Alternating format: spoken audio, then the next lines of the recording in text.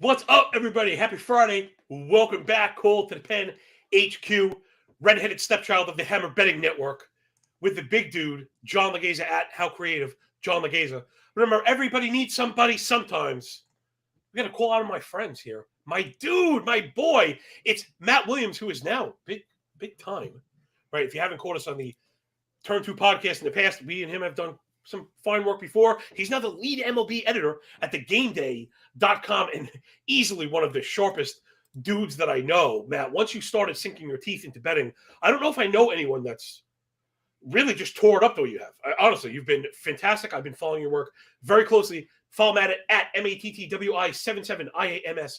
Matty, what's up? Happy Friday. Welcome to the crew.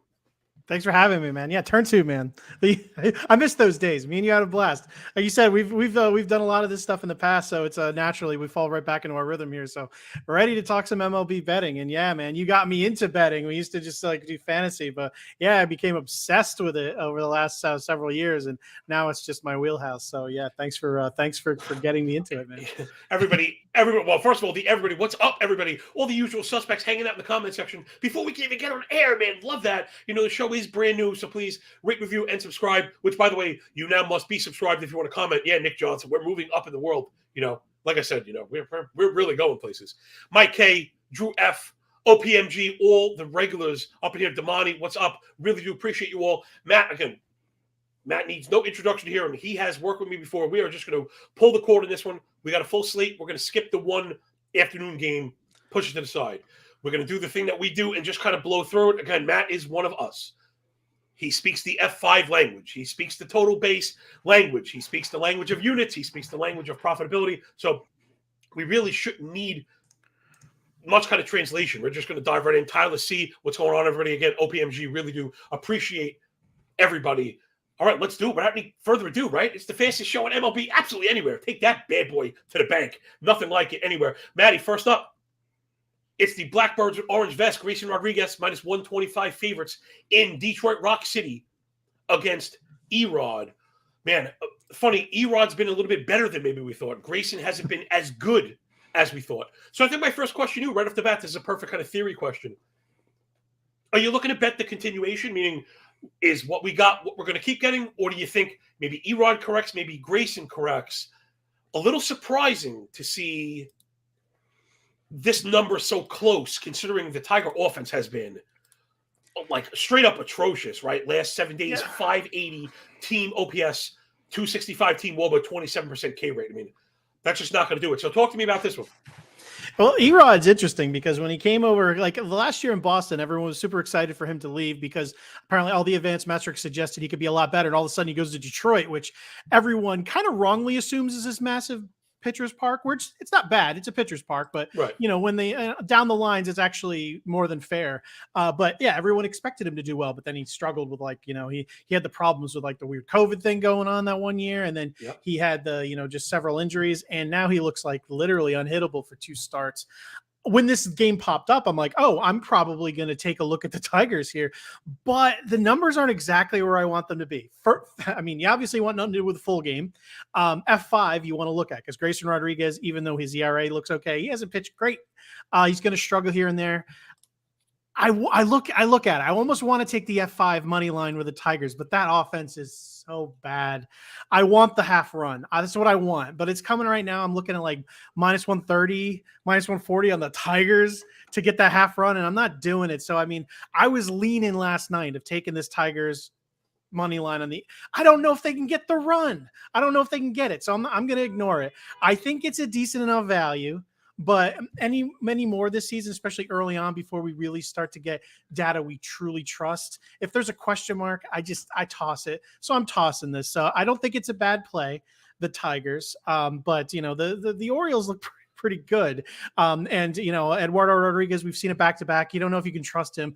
And you can't take a pitcher on such a bad offense unless they're pristine. And Eduardo, there's question marks there too. So this is a leave it for me. But if I had to do it, yeah, I was interested. But I'm not going to do it. Yeah, same here. I'm going to leave this one on the cutting room floor, so I call it. I could see again. You and I, Matt, were simpatico. The one bet I think that's worthwhile here is the Detroit F5. My problem is the Baltimore offense, like you mentioned. They're also Baltimore is like top three.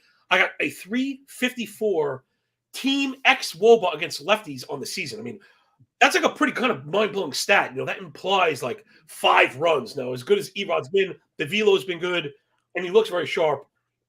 Again, I think you nailed it. The Detroit offense is so anemic that why even bother? But again, I would keep the Detroit F5 in mind. All right, next up, because we have a lot of work to do and just never enough time to do it. It's the baby Bears, Matt, the Cubbies, and Marcus Stroman. Pretty much even money. I got minus 105 on both sides, but again, everybody knows here we have the little swing up against the Jesus Lizard. Jesus Lizardo and the Marlins. Lizardo was one of my preseason picks for Cy Young. Right now, that looks like it could belong to Stroman. 2.17 ERA, 1 flat whip, a 5.52 OPS. Earned run indicated Sierra at 2.4. And it looking really good. You know, 60% ground ball rate, like we expect. 3% barrel, sub 290 x WOBA on Stroman. Marlin offense, really not very good. And so as much as I like Lizardo, I kind of feel pinned down here. When I look at my algo score, again, when I put this stuff out, you can get it on Twitter. It's all free still right now. I'm kind of near the under. And again, here's my next theory question for you, Matt. We're going to pull all the knowledge we can from you. I see this one, 2 kind of mad offenses, 2 very good pitchers. We should be thinking about the under. I tend to not go under 3.5 on the F5. Will you go under 3.5 on the F5? I'm terrified to ever bet the under on an F5 ever. There's one thing, I love F5s for money line and run line if I can get it. I love totals for full game. Which has been obviously strange with bullpens. I mean, you can attack bad bullpens, which I love to do, but some weird stuff happens in baseball. So it's like I said with Erod, if there's question marks, it's very it's very hard to take the under in an F5. Even 7.6, that's kind of low for me because Lizardo is looked shaky his past couple of outings. You're never sure of how long he could go. And if he, for some reason, gets a high pitch count, then you get into that horrible Marlins bullpen early. If anything, I would, if forced, I just lean on the Cubs here. I mean, Stroman is obviously been clearly more, is a safer option. And the Cubs offense has actually been good. I mean, Cody Bellinger is alive. And the rest of and pretty much the rest of the offense. I mean, God, they look like they could challenge for a playoff spot for sure. But Jesus Luzardo has the stuff to be able to go out there and completely dominate for like 6-7 innings. 6 innings. Let's not go crazy. He's not going 7 innings. But I'm leaving this game alone, which is not what everyone wants to hear. I'm sorry to cut you off, but again, so much to do. Yeah. And I want to make sure I extract a lot of the repeating things, right, that come up on the show, Matt. I want to make sure that I'm pulling those from my guests. I asked about the 3.5, something I talk about. Now, granted, I will go under F5s. I'm glad. I appreciate your point. But so the 3.5 was a nay. My question to you now is about challenging recent, like let's call it recently hot offenses. Yep. I have found, again, it's very hard to quantify this. There's no formula to baseball offense. But I have found, man, I really don't like challenging teams that are looking really good. That's the Cubs right now. Cubs last 7. 333 team OBP, OPS north of 800 as a squad. Those are both top 3. 20% K to 9% walk. Those are both top 5. Top 5 in chase rate, 355 team WOBA. And you see the flip side, the Marlins offense has been so bad that I wonder, do you look at recent offense? I know some people discard it altogether and they only look at the whole picture, which is fine. More data, greater than sign, less data. I feel like I've just found, even if it's anecdotally, I don't like to challenge the hottest teams. Right now, the Cubs on offense are raging. Since Seiya came back, they've been very good. So talk to me just briefly about, do you even care about that? No, I do. I like looking at the whole picture, but I like to look at the last 7 to 10 days for how a team is hitting, just to see how things are going. You obviously always have to look at for people who are injured and things like that. But the Cubs have been red hot. Everything's banging on all cylinders. Almost everyone in their starting lineup is doing well, and that's kind of, I said, I'm not opposed to going under in the F5. It's just, you look at a couple of strong pitchers here, you're getting a low number in the total for the F5. And then to myself, really, I watch enough baseball where you look at all the data and then you just sit down and look at it. All right, 3.5. Is there something really easy here that could screw that up? And I'm like, yeah, the Cubs could probably destroy Luzardo. It could happen. Therefore, I just toss it out, which is, what we do, especially, me and you, it's a numbers game. You should really throw out the name on the back of the jersey. You want to look at the numbers, but I watch enough baseball to know or that is such a conceivable outcome. 3.5 is such a low number. And against Stroman, all he has to do is give up like on his side, all he has to do is give up a meaningless run, which is very easy to hit that over. So that's why I'm not going there. I think it's fair. I think if you're leaning that direction, that's the way I would go. But overall, again, early season, not enough data to trust. I like to throw out question marks, and this one just has another one for me. The numbers are just they're given the respect where the respect is due, and that has made the totals a little low for me to take advantage of. Yeah, you know what? If I had to get a lean on this one, it's probably under on the full game, even though both bullpens can be shaky. Yep. We're talking about pitchers that can go deep, 6 or 7. But again, I'm just a little bit worried about the Cubs offense. So, Matt, don't worry. We are known as this is the most exciting, boring betting show that there is, right? It's 115 miles an hour to get you to but we're not going to bet this.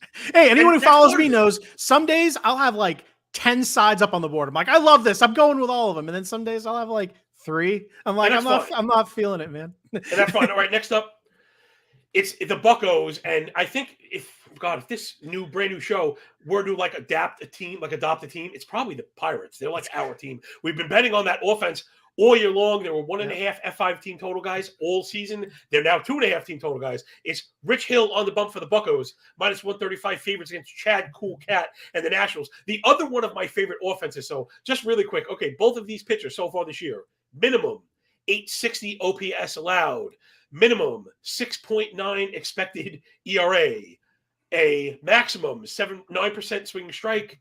Right, these are all really bad. A maximum 25% O swing, a minimum 89% in zone contact. Right, so we're getting a lot of bad. Just a lot of bad here. Anytime either one of these guys pitch well, I feel like they're overperforming.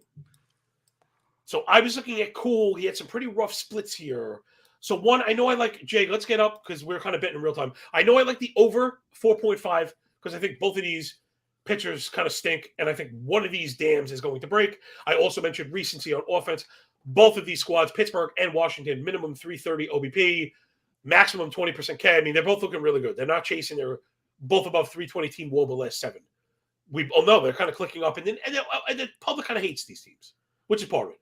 So give me the over on the 4.5, and I also had Chad Cool with the rough split to righties, right? So far this year, righties have a 1,300 OPS against. Oh, and I'm sorry, it's the other 950 OPS against Cool. Again, you can all get these pitching sheets to go with. So I could Brian Hayes ring today, although in real time I'm trying to bring it up. I'm not really seeing it, but I kind of want to trust my work.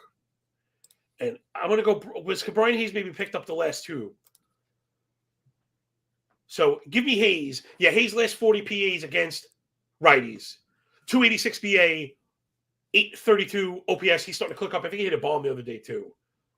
So he's got 2 doubles, 2 triples against righties in that span. So I want to go with the total base prop because I think I might have moved this one this morning. But that's okay. Matt, just so you know, we're taking the second best price. We're trying not to be the handicapper that takes the one price that no one can get. And we're taking the second best price on betstamp.app/call to the pen. Tell them Johnny sent you. And a hat tip from Matt. So, Matt, talk to me. I got Brian Hayes, and I'm over here. What do you like?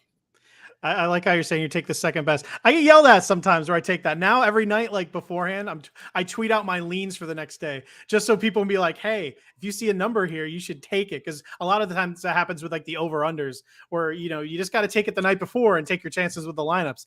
But yeah, I think the team total, I think the Pirates F5 here is over 2.5. You can find it plus 115, plus 110. I like that. Chad Cole, sucks. Rich Hill, I've been burned so bad. I've just bet against him the whole year, and you probably should continue to do that. So the over, so I love the F5 over 4.5 too. That's really great. You see it at minus 130-ish in some places. So I kind of like the Pirates team total. It like me a little more.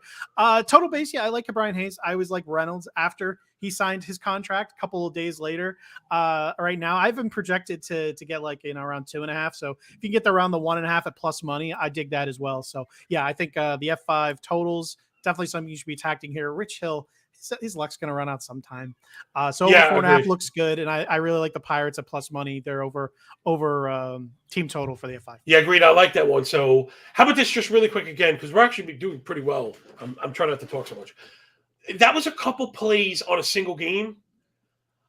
I get a little caught up there, man. And, I'm very open about my process. And it's been going on for so many years that I'm still kind of refining it. And this is one of the things where I'm always like, even betting small, if you end up with 5 bets on a single game, it could be more than you might normally expose yourself to. So how do you attack a single game? Do you have a certain amount of risk that you won't go above? Some people just say, no, man, they're all individual. Right? They are independent. I guess they're slightly correlated, total bases and overs. But obviously, Brian Reynolds could get 2 bases in a shutout. Brian Reynolds could get 2 bases in a 15-run game. That doesn't really matter. So do you treat them independently, or do you kind of look at same game bets being correlated? In general, it shouldn't matter, right? Everything is individual. If I look at something and I like a game for a certain like narrative, then yeah, maybe I'll try to split it up, because you can think, all right, if things go badly, you could be down 3 bets. But if you feel strongly, and there's different ways that that's success. Like, all right, let's just say you really like a couple of players that have big games, so you're betting the total bases. You really don't like a pitcher. Maybe you go in the over earned runs. Therefore, that leads you to really like an F5 in that particular instance. But if you bet all 3, maybe you are right and something, doesn't happen. Maybe a team doesn't end up getting that extra half run or being ahead at the F5, but you still hit on the total bases and the other pitcher got lit up. Therefore, you could be 2 out of 3 and still cash in. So I think that you can kind of make correlated bets. You run the risk. Yeah, I mean, you run the risk of it blowing up in your face, but that's why you said it's good to then dial it back instead of, going 1 unit, or, 0.25, whatever you're going to do, then maybe dial it back a little more. It capture your ceiling, but, I think that it's good to sometimes invest, especially in those games with like the high totals, where even if you hit on, like I said, total bases and maybe like an over earn run prop, the outcome may not go in your favor because, crap happens. Bullpens are terrible. Then yeah, sometimes it works.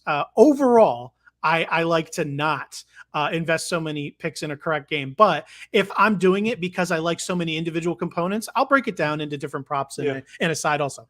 Yeah, me too. The other day, we took a push on like Houston F5 money line, but I also had Houston F5 over 1.5 runs, and you kind of figure they work together.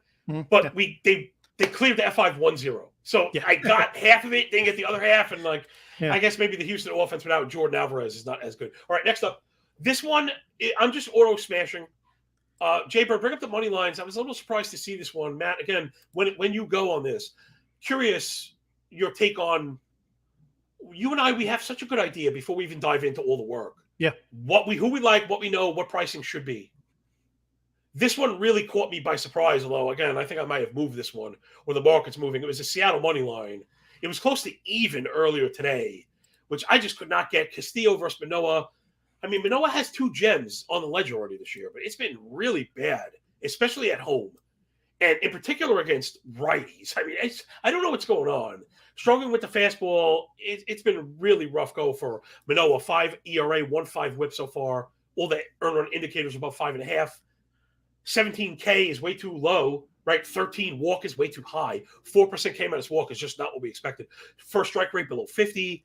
Not really getting chases, not really winning in the zone, 11% barrel, 425 expected WOBA on contact. This is Manoah. So I'm looking at Seattle. I mean, Luis Castillo looks like a freaking Cy Young winner right now. He's been incredible. 1.5 ERA, 0.8 whip, and just everything you could get. I think he might be the league leader in first strike. He wins in the zone. He's getting chases. I don't know, man. I guess it's the Toronto offense kind of carrying some sway, and this goes to the point I mentioned earlier. So I kind of ran to smash Seattle when it was even money. I'm a little more trepidatious, let's say, at minus 115, because Toronto's been so good lately. That offense, which we know is very good on the whole, has now woken up. Toronto last 7, 358 OBP, 825 OPS, 21K to only 12 walk. That's phenomenal. 363 team WOBA, top 5. That implies probably 5.5 runs. I don't think they're going to get 5.5 against Castillo, but if any lineup is going to, it'd be Toronto. I would imagine you like Castillo also, Matt. I know you like him. What do you think about this one? I love Castillo. I think the sports books are confused and they have an identity problem with this game because they, like you said, they have a really strong moving money line. They put the total at 8.5, which I took immediately. I'm not really necessarily sold on a Manoah turnaround, even though we like completely dominated the Yankees the last time out. But I mean, the Marlins offense is like pedestrian as hell. They're like 100 weighted runs created plus on the season versus righties with like a 307 WOBA, 310 on base percentage over the last week. They have like over a 30% strikeout rate and a 203 on base. Yeah, the Mariners. Yeah. So I think Manoah can keep them in check enough, and obviously, I think that. The Mariners offense, I'm not as worried about. Luis Castillo, we know what he's been. I mean, his ERA nearly matches his FIP, 1.57 and 1.67. You got to be afraid of the Blue Jays offense to a degree, but I think Manoah can hold them in check. It can hold the Mariners offense in check enough where I have 8.5. Either you want to give a ton of respect to the Mariners and give them the money line, or you're going to take it away and make the total lower. But if you're going to make the total higher, then you're assuming that the Mariners are going to get to Manoah. So I don't know. Of the two, I like betting the under more. I don't want to do it in the F5. Just give me the whole game. I like that a little more because things can turn sour in a while, and we know the Seattle bullpen can be fine. So yeah, I'm with you. I like Seattle. I hate betting against the Toronto offense. And just because I'm not sure what to make of Manoah right now, I'm just going to toss out the money line in case Manoah, for some reason, has turned things around. I believe in everything you said, but of everything, I don't want to go money line and the total at the same. So right now, under 8.5 is where it opened up. I'll gladly take that. I have the total, here, what do I have? I have the Jay, total. That was positive money, Jay. If the under 8.5 is a positive, I'd rather take Matt's play. Yeah, let's do that. So let's hit that. Put a dime on under 8.5 plus 100 plus 102. Again, second, everybody here knows that I'm not trying to nickel and dime them. If we lose on the year because we didn't give ourselves fake prices, then so be it. So yeah, I'm with you, Matt, 100%. Again, these bullpens, got to be careful with bullpen stats, right? Because I often call it Jekyll and Hyde. Most bullpens have two sides to it. The bullpen in a tie game and the bullpen in a 5-run game. And if you get enough of depending on the context of how it lays out. So yeah, I think you're right. I'm really worried about the Mariner offense, who I tend to really like. Right now, they are absolutely in the tank. I could not find like a split that I liked. So because I'm more worried about that, I'd rather lean with you. Last piece, both of these starters can go deep. Like Manoah has 2 7-inning shutout games already this year, as we're worried about him being terrible. So I have my own processor in my brain.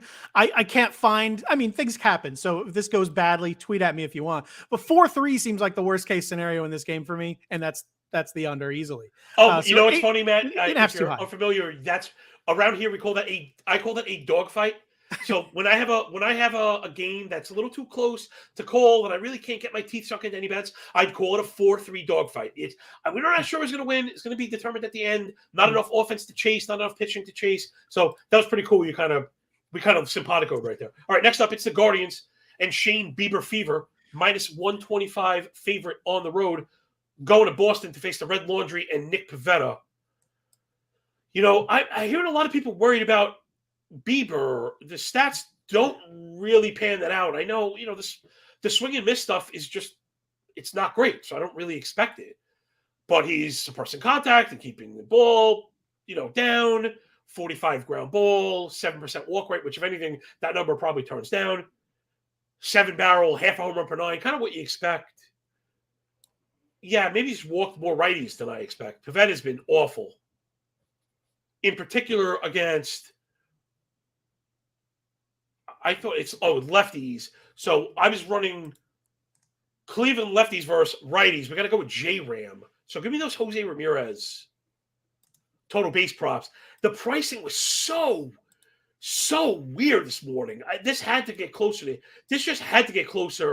to even. But I'm not 100% sure. Yeah, if we get a second 130, we're taking 130. First of all, Jose Ramirez is a walking 1.5 base kind of guy, right? Yeah. You're leading off. You're kind of getting that extra plate appearance. We know he's got pop and extra base stuff going on. I was just kind of surprised to see it. Give me J-Ram. Matt, what do you think? This is another one. I think Cleveland wins this one, but I've been a little bit worried about the Boston offense. So kind of my running theme is being afraid of going up against offenses that are clicking. Boston offense right now, 335 OBP, 795 OPS last 7. But again, the walk rate is only at 9 as a team. The team K rate at 21 with an 89 zone contact, something the Red Sox are really becoming known for. They're not like a power team. They're a big deal contact on base team. And I just wrote about this at The Athletic. That is what works right now, right? Because walks are up, on base is up, BABIP is up, left on base percentage is down. Scoring is up without the home runs. Red Sox kind of checking those boxes. So this one, I feel pretty good about the player prop. Can you sell me on the 125 Bieber? Dude, 125 Bieber versus Pivetta, we should kind of be jumping on. I had the Guardians at like a -120 favorite, and I don't want to do that because it's sitting there like at like -125, -130 ish, and the guy almost screwed up Patrick Corbin Day. He may have the one day, and I really hold a grudge against people who screw up Patrick Corbin Day. He just makes mistakes. He's fine, and with his lost velocity, he's found a way to be okay. But the mistakes are huge. We already knew in the past, even when he was elite, when his fastball is not perfect, it gets destroyed. And I don't want to worry about that with the Boston Red Sox. They're going to probably take a couple deep against this guy. And Boston, in order to jump to the other side, which Nick Pivetta, I like them. I need probably like a +120, +125, and I'm not getting that either. So yeah, I'm not betting sides here. It's a confusion. I do like a prop. I like Devers. Give me the left-handed Devers over Nick Pivetta. You said a walking total base machine. I agree with you. It was Jose Ramirez. I think that Devers is another one. You can get him. Our guest. Yeah, we could lock it in for our guest. Sorry. What happens is, Matt, as we go, production locks in these plays. We keep track on BetStamp. Jay, who is our lovely producer, working his arse off on the 1s and 2s. He knows I hate to pay juice. So he didn't want to click it and be rude because he knows we don't pay juice around here. But -110 for Rafael Devers is we will go with. In particular, if we get to Jay Raymond, will cover them both. So yeah, go ahead and then finish your point, please. No, you're right. You're right. For total base, I look for plus money, or I love looking for like -120 or less on the half total bases. Sometimes people write those off because the juice is too ridiculous. Guilty. Find them. I mean, but sometimes you can find some platoon splits there. The other day I got Joey Gallo for plus -105 in a platoon. And then he hit a home run in like the 3rd inning. Look for him because I mean, for a half a total base. Yeah, you know who gets it a lot? The Cubs get that a lot. So Ian Happ gets that a lot, which is strange because I again, this is probably the fantasy stuff coming out of us, Matt. I tend to think of Ian Happ as being like a really good hitter. Like he's a guy we love to bet on. He's a very good hitter. Well, this is one of those things where I'm with you. Me and you think a lot alike in terms of it and paying juice. But this year, in terms of bullpens constantly giving up runs, there's always things in betting that are underlooked from a value perspective. And I think the half the total base this year is because one, if platoon split guys, sometimes you look at overall numbers and people think they're bad players and they just get better odds for total base props. So if you list them in a half, again, only a half a total base, and then you add in they're playing against maybe like a bad bullpen in some instances. I'm not saying this particular one. All they get like maybe a couple of at bats versus a brutal bullpen, and then all they got to get is one base. I think a half a total base is such an easy mountain to climb that it's one of those really underlooked things where I think it'll probably even out by the end of the season. But right now, some odds. I mean, you look at half a total base now. There'll be some that are like -210. It's most of them are terrible, but there's a few every day. There's at least 3 I'm looking at with my eyebrow raised. So they're interesting, at least early this season for me. I don't take too many, but I do take them. All right. We're halfway through the show and we're like 5% through the work. So I'm gonna really hurry up. It's not you, Matt. It's your fault for inviting me on. You knew what you were getting. We got Braves and Max Fried up against your Mets and David Peterson. Bring up the money line. I mean, sometimes I don't mean to just auto smash against your Mets. This one moved the ball, so I'm going to take that one back. It was like -120 or -1. Man, even -130. Is that a full game? I'll take first. You know what? Actually, Jay, I think Jay knows me. Can we get a -130? If there's a second -130, I'll bet 13 to win 10 on Fried through 5, just because I think the Braves are lefty destroyers. Can we go to 13.5? Fine, do it to me. This is what we get for being honest, Jay. Serves us right for being honest. Anyway, so that'll be it for me, Matt. I think as much as I like Peterson and the dirty slider, I think the Braves are a bit too much, and I think Fried is kind of coming back to form. So as quickly as possible, what do you like in this one? I don't really bet on the Mets. You stay away from it. Yeah, mostly. Sometimes if I see a prop I like, I will. But overall, I try to stay away because I know that either I'm over or under thinking my own favorite team, which that's fair though. People can say that's wrong from a betting analyst perspective, but you got to know your strengths and weaknesses. Yeah, you got to know what when you're not, when you have some weird goggles on. So yeah, I'll stay out of this. It seems like a smash play. Jay, give me the total base props. If we can get plus 115 or the plus 120 I've been seeing for Austin Riley, I would go there also. Sorry, I fumbled the J-Ram splits before. I assure you they were there. Austin Riley, 37 plate appearances against lefties this year, 300 BAA, 1,000 OPS, and a 333 ISO. Right, so we love that. Isolated slugging is a measure of extra base hits. So one out of every three is extra bases. So yeah, give me the plus 130 for sure on Austin Riley. So hopefully those two correlate, right? And it's a double in the first. Sends Acuna around. We knock down both of these bets. Matt, let's move it up. One thing I'll say, if anyone wants a prop, the under 5.5 David Peterson strikeout prop is plus money on DraftKings. Man, I'm not sure if you've seen the game long enough to even get there. What? I need a partner because I just can't open up my purview to enough stuff. Like it's a fact. I understand the more content I create, the worse my betting is going to get, which is why I tell people don't blindly tail. Anyway. So you're not buying. The Braves have actually been striking out lately. Although I get it. No. Hey, it's not a matter of buying. It's not a buying against the Braves offense striking out. It's buying, and I'm not sure David Peterson will be in this game long enough to even get 5.5 strikeouts, even if he's on pace to get it. Well, respect that. You know what's funny? I've been looking at where his foul ball rate is really low, which I think helps the K prop. But I also think you're right. So you want to go under? We'll go dime. We'll go 3, and we'll look to get 2 out of 3 and be profitable in this game. So put a dime piece on the under 5.5. David Peterson again. It all kind of core. Right, we're all talking the same language, and that's why I'm okay. This is not like willy nilly. Again, the crew here understands. People know that I believe in robust betting tickets and just dialing down the risk. I talk about throwing a dime at it, 1/10 of a unit. We can do that 15 times. We're only at 1.5% of stack, which is fully responsible. So as long as I'm not getting people beat up in the market, that's all I care about. Next up, Flatfish of Florida. Zach Eflin is back. Maddie, minus 150 favorite. Going to the White Sox. Pale Hose. Luke Giolito, 135 dog. I don't ever know what to make of Giolito at all. The one thing that I do know is he is really struggling to spot the ball against lefties. Oh my goodness, it's been an abject disaster for him. I'm not really sure I'm not sure what's going on. We've seen glimpses of both the very, very good and the very, very bad, which is part of the Giolito experience, I think. But I'm going to go with Wander Franco total base props, another guy who I can't believe he gets posted at plus 120, plus 130 every day. So bring up those total base props so I know I'm going to smack it. Wander Franco, last 30 plate appearances against lefties. That's actually all of them this year. 360 batting average. Wait, did I do that right? I'm sorry, but it should have been against righties. My bad. So anyway, Wander Franco, me kind of bumbling and stumbling. Matt, you like the sides here. I think the one thing I'd like to draw from you, the way that you mentioned the Mets, I'm kind of getting that way about the Rays. I feel like a donkey betting on the Rays, and I'm afraid to bet against them because they're really good. Talk to me about the Rays. I love the run line for the Rays. The Rays offense has been ridiculous and their bullpen is great. And Giolito, like you said, has been inconsistent at best. Can't really command his arsenal, and their bullpen is brutal. Give me the run line at plus money.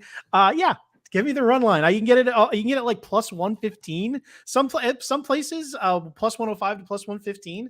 I think they're completely in control of this game. The White Sox, I mean, as much as everyone to blame Tony La Russa, they're just bad. They're just terrible. So yes, give me bad. Yeah, really bad. Really bad. I mean, Giolito, could he turn in a gem randomly? Sure, but I mean, everything indicates that he won't. Even if it does click, the Rays have been unbelievable enough on offense to still make him pay.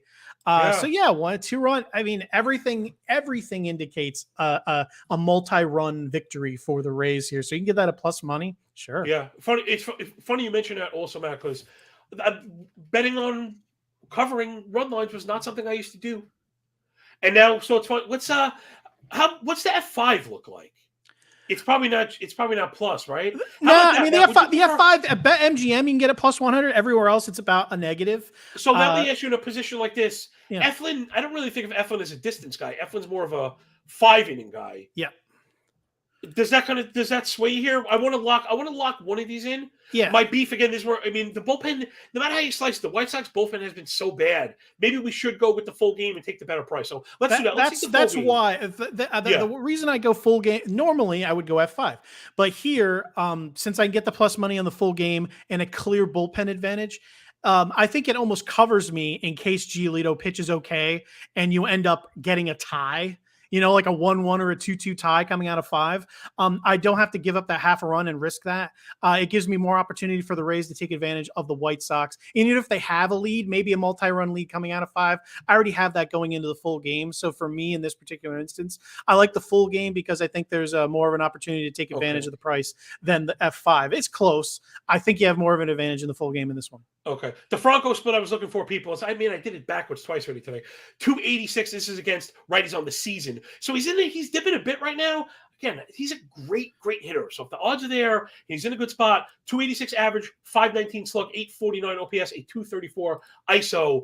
This is one of Franco. He has 9 doubles and 3 homers so far this year against righty. So yeah, I love that. I love the plus money. We can even go with the Rays to cover. Give me all the goodness. Again, donkey or not, the White Sox offense, right, Matt? If I'm pitching to you that recent offenses hitting well scare me, then it's only fair for me to be consistent and say really poor offenses are really making me nervous now also. Well, I don't know if it's health. It could be timing. It could just be malaise. Like, I don't know. I don't know what the deal is. Bad food on the plane. Like, who knows?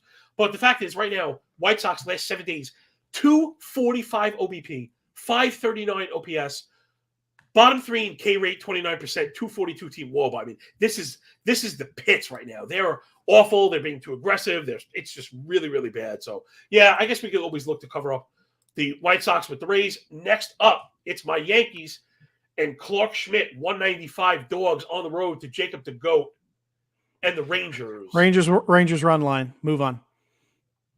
What? I want to see the price. I even assumed it was like, but okay, so I'm seeing even money. So you got even money run on. Unfortunately, I think I'm going to go with you here. If we can get it, yeah, I see it. Chad. Yeah, I got it. I got it at plus 110 at the time. I don't know what it is at the moment. So this one this one's pretty easy, right? So this one is Clark Schmidt. We've kind of been oversold on him. Yeah. Maybe he's not as good as we want him to be. Versus a red hot Rangers offense. Even without Seager. Right. DeGrom is healthy. He looks phenomenal. Yeah. Not only are the Rangers. Yeah, the Rangers. Plus, is Aaron Judge can even play? He's questionable at best. So yeah, this one ain't looking good, man. yeah. Even money, Rangers. Let's move it on. Yeah. I can't believe it. Hard to believe. Listen, that's baseball, Susan. I was saying this the other day, tweeting the Pirates favored over the Dodgers in April. No one ever would have thought that. Right. If you would have said somebody September and you say, oh, lots of injuries, whatever. But what happened in April? Like, what could have happened? And here we are. I run my model on the algo every day. And this is, I do not alter these things. I just run the program. Number 1 implied team total today, Pittsburgh Pirates. Very last, New York Yankees. First time that's ever happened for me. I handicapped 25,000 games over the past 5 years. It's just never happened. And here we are, and all the circumstances were there. All right, so next up, Phillies and Aaron 135 underdogs. Ooh, but Nola rocking the 5.4 ERA, 1.35 whip. Not enough strikeouts, too many walks, too much hard contact. He's kept the ball in the yard, though. Up against my boy, Framber Valdez, and the anemic Astros. But Valdez has been very good so far this year. One of my Cy Young picks, Matt. Added the velo, added the cutter. 2.25 ERA, 116 whip. Just looking really good. The 65% ground ball rate is everything. Although he's really struggled against lefties. I'm just seeing that now. Valdez has 1,000 OPS to lefties. So, I guess that's like a Schwarber call somehow. I was going to leave this one just outright. I have too many mixed signals on it. Talk to me about – I was going to dogfight this one and walk away. Talk to me about Nola Framber. I think this is a good time to bring this up. On the game day, every single time I write up my picks for the day, I have a section for the money line because it's popular. A lot of people just like basic bets. They don't have to worry about what the run line or anything is. They just want to bet on a winner. And every day I try to pick one for everyone. Today I don't like any money line picks. I don't like any, stay away. But I put, if you feel compelled, I kind of like Aaron Nola, It's Aaron Nola, dude. Yeah, it's essential. I basically cited, yes, it's the Phillies. Framber Valdez, I love. He does have some weaknesses that the Phillies can take advantage of. Aaron Nola can certainly turn in a gem. The Phillies bullpen has been better of late. Everything is an advantage for the Astros here, but none of the numbers are good enough to like take advantage of from a betting perspective. I'm staying away. I think the value here is on the Phillies.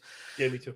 I love Framber Valdez, and Aaron Nola, is Aaron Noling it up where he is really good and then really, really bad. So I'm staying away.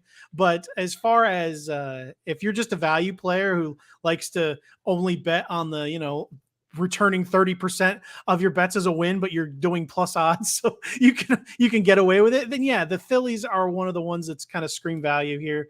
But I'm gonna stay away. Question, Jay, does the Schwarber home run start with a 4 today? If it started with a 4, I'd drop $2 on it. Nola again really struggling against lefty. I didn't even realize how bad it was. So Aaron Nola on the year, 966 OPS to lefties, 0% K minus walk, and 2 home runs per 9. So that's been all the damage. Oh yeah, drop $2 on a Schwarber. If that's going to be it, we know we're getting the extra plate appearance, and we know Schwarber could take anybody deep at any time.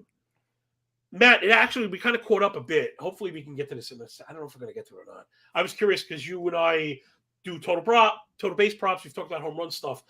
Weird noticing how the odds for home runs props have inflated this year, right? Last year they were.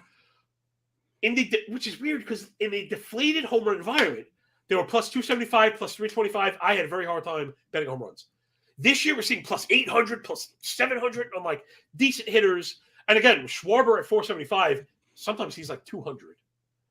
So I just keep that in mind. And we get to home runs. I think it's going to come up again. It may come up with the next game. So it's Tyler Anderson. He was my anti-regression candidate for the year. Now he's Mr. Regression. My plus 120 favorite on the road in Milwaukee against Wade Miley. Miley's been really good. He's one of my favorite kind of boring pitchers. Tyler Anderson's been really bad. Oh, man, it's been so bad. 7.2 ERA, 1.7 whip. FIP at 7, Sierra at 6, deserved ERA at 7. 12% K to 9% walk. I mean, it's really bad. 90% in-zone contact. But generally, the contact is not bad. However, this year, Tyler Anderson, 10% barrel. And more than 2 home runs per 9. I mean, he changed the changeup last year, and it actually turned into a big-time kind of whiff pitch. And, gosh, it's really gone south.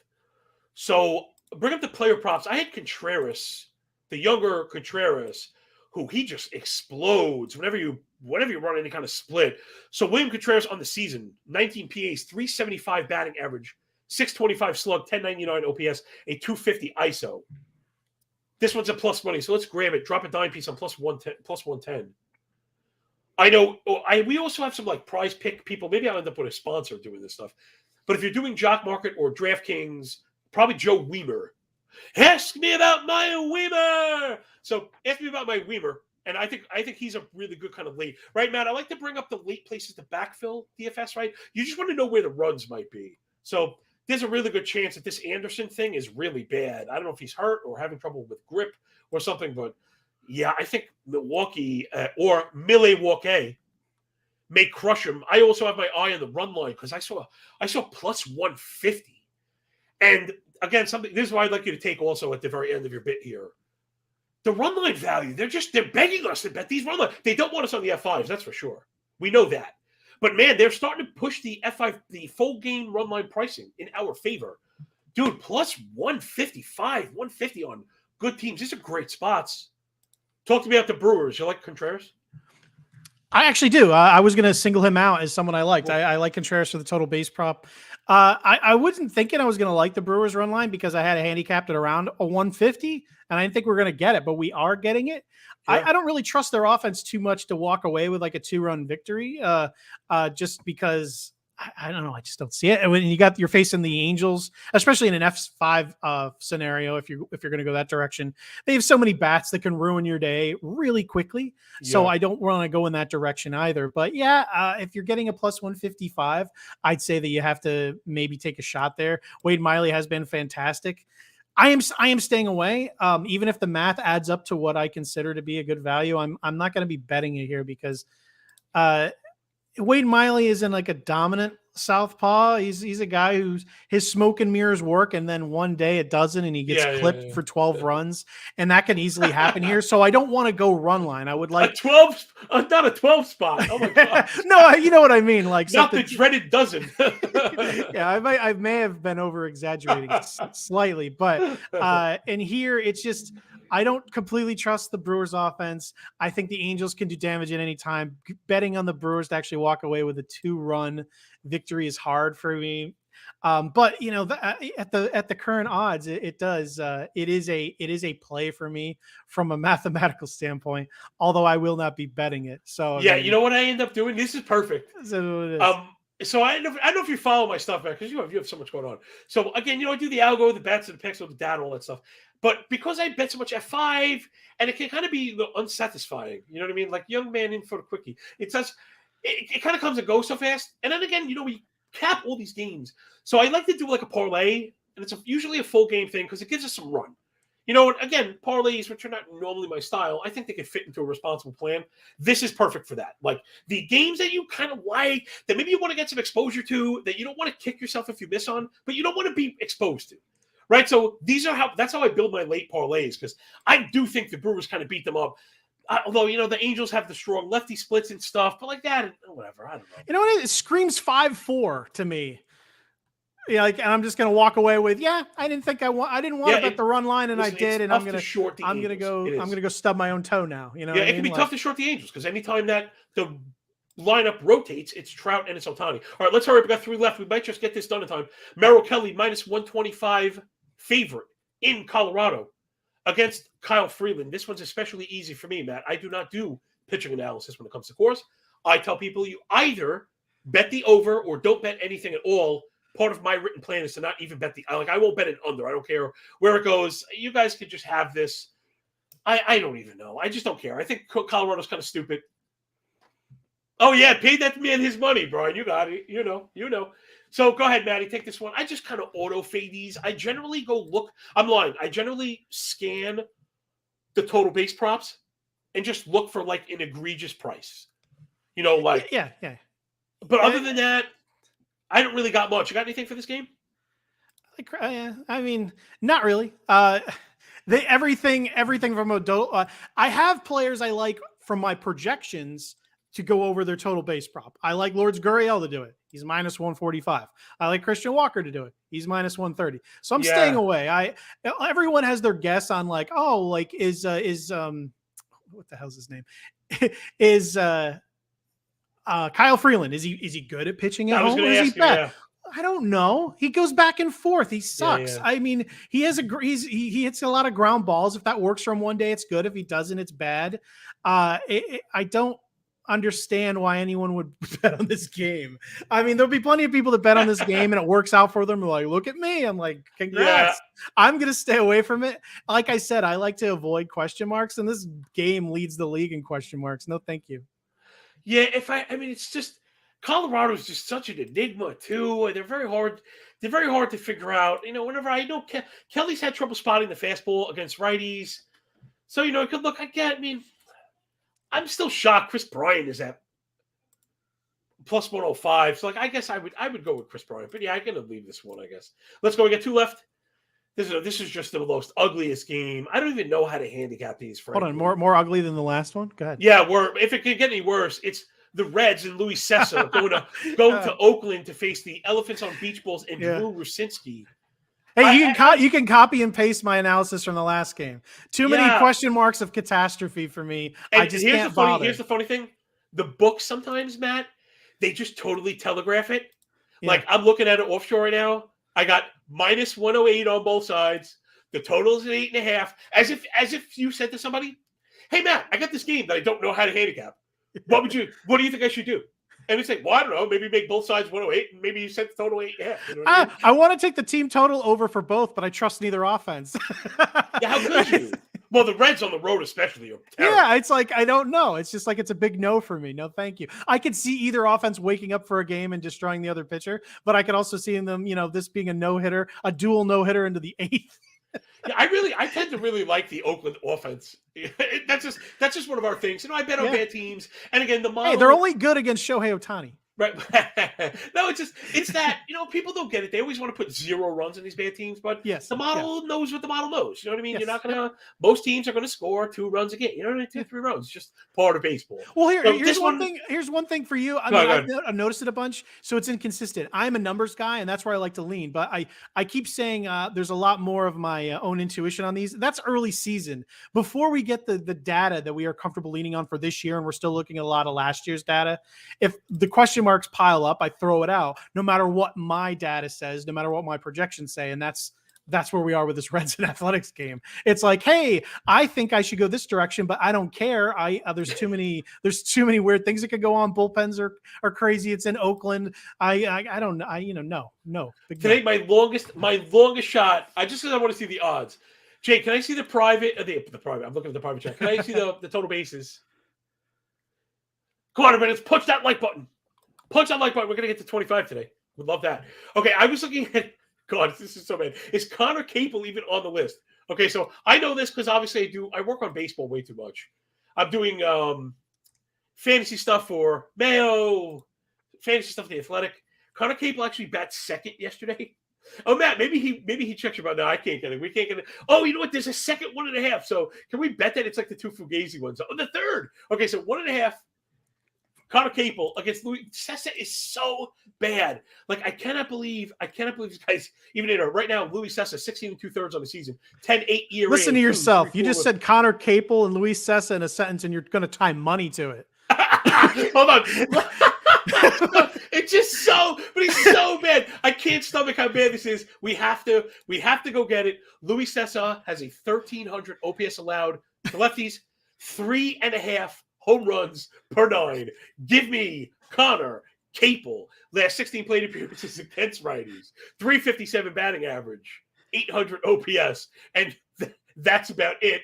Oh, my goodness. We are really jumping the shark here. But I love the odds. I do, listen, again, all kidding aside, I love the odds. All the numbers are there. The numbers are there. It's just the one that you have to get past is the stink of the elephant on that beach ball, right? Don't stand southwind of the Athletics beach ball. All right, next up. This one I don't got much of, although I usually have one game a day that I say I'm interested in watching way more than betting. And for me, it's this one, Matt. You know me long enough to know I love Jack Flaherty. I used to, at least. Injuries derail careers, right? Then he came back, but didn't see enough to judge. He comes back this year. He's walking the yard, but not giving up any runs. Then he's starting to look good. Going up against, like, my sleeper favorite. I mentioned my Cy Young ticket earlier. One of the other guys in my Cy Young ticket was Dustin May, who I tend to love. I think he's got a ton, all the potential in the world. Dodgers, and all he needed to do was stay healthy. And it's been a mixed bag for both. May has the surface stats going, but the disciplinary basket very bad. What I mean, 0.92 whip for May, 499 OPS. However, 8% came on his walk, 7% swing and strike, 17% whiff rate. That's not what I signed up for. That's not what I thought. So I think he's good, but the Cardinals' offense is really good, right? This has like NLCS feels to it. So I'm kind of leaving this one on the cutting room floor. I'm curious what you think, man. I actually like it. I'm taking the Dodgers run line. Jack Flaherty's luck's going to run out sooner or later. He has been bad this season. I don't care about his ERA. 5.18 FIP, 5.38 Sierra, 242 BABIPs, like disguising this hideous 17% walk rate, 10.8% barrel rate. The Dodgers are batting 116 runs created plus against righties. They have an 11.7 walk rate too. I mean, they're going to get on base against this guy, and the luck is going to run out. Freddie Freeman is actually pretty good in a small sample size. The rest of the team doesn't actually have a whole lot of experience against Flaherty. On the other side, Dustin May hasn't been as good as his ERA has indicated, but he's keeping people off the bases. That said, St. Louis hasn't been killing the ball. 101. They've been league average against a lot of the league over the last week. 101 runs created plus, 309 on base percentage. Nolan Arenado's in this weird funk. So yeah, I mean, it wouldn't surprise me for the Cardinals to get to May, but I definitely think the Dodgers are getting to Flaherty. So you can get the run line, who again, if anyone paying attention to the Dodgers, if they win, they usually win by quite a few runs, and you can get the run line at plus 140. That's a big number, man. I mean, I'm just looking at this. I'm like, yeah, I think Flaherty's getting destroyed. I'll take the plus 140. So yeah, maybe in a typical if everything was on the up and up here and you get a typical run line number, but the disrespect for the 1 plus 140, I got to jump on the Dodgers here because, I mean, how long can the smoke and mirrors last for Flaherty? He puts people on base and the Dodgers are getting on base. Even though they are definitely not the Dodgers of old, the price is too much for me to ignore. I'll take the run line. The Flaherty peripherals are insanely bad. You're not kidding. So bad. FIP, XFIP, Exa ERA, Sierra, all north of 5, 24% O swing, 4% infield fly. I mean, these are just awful. 350 X WOBA allowed, just terrible. I mean, really, really bad. 900 OPS to lefties. So what's the Outman? Although, you know what? I don't want to bet it because I want to see the lineup because we're not sure about Muncy, right? I'd be looking Muncy. So, but is Muncy listed? I don't know. He's on the paternity leave, so I'm not sure if he's listed. So I would be looking Muncy total bases. Why is Muncy a half base guy? Wait, hold on. All right, so like, see, I don't. That's why the books don't have it because I don't even know if they're going to play it or if not. What's Outman look like? See, but now Outman. This is my problem. We're going to do it in real. Wow, geez, plus 195. That's what I mean. I would hit that if we can get that. I'll get Outman at plus 195. Because Flaherty's really struggling with the fastball, the lefties. So you could drop a dime on a 185 just because the odds are so ridiculous. I'm worried a little bit, people. This comes with a disclaimer of if Muncy is back, it might push Outman to batting 6th instead of 4th, which I know probably doesn't throw off a plus 195. But we're really going to have to hope Matt knows what he's talking about with Flaherty because if Flaherty comes out and he's sharp, we're in trouble. But I'm not sure. Again, if he comes out and he's sharp, it'd be the first game that he's looked even remotely sharp of the year. I thought wasn't he really good last time out? From a results perspective. See, there you go. Maybe that was it. Yeah. I mean, against at Seattle, six innings, 5 earned, pair of walks, 3 earned. There was 3. He had 9 punch outs. 5 hits, 3 earned. But still, he had 9 punch outs. So he did have the 9, right? He had the 9 strikeouts. So I think that's what I heard. But again, Seattle kind of going in the tank. I'm not sure how impressive that is. All right, Jay Bird, let's recap this one. I hope everyone enjoyed it, man. Get up in the comments. Let me know what you think. Again, if you want to comment, you have to subscribe. So rate, review, and subscribe. Audio only pod, 5-star reviews are the compliment, the tutti compliment for my boy Matty Williams at MATTWI77IAMS. We're going with Brian Hayes over total bases with the F5 over in that same game, over 4.5. Then we're going under the total game, Seattle and Toronto. That one's jacked up a little high at 8.5. Tampa Bay to cover up the White Sox and Giolito with Wander Franco going over the total bases in that same game. David Peterson under 5.5 total strikeouts at plus money. Love that. Over his total base. Peterson with Atlanta to win it outright minus 135. Ooh, that kind of sticking out like a sore thumb. But so what? It's such as life here. Devers over the total bases. Ramirez, J-Ram, same game over total bases, plus 130. That's a shame.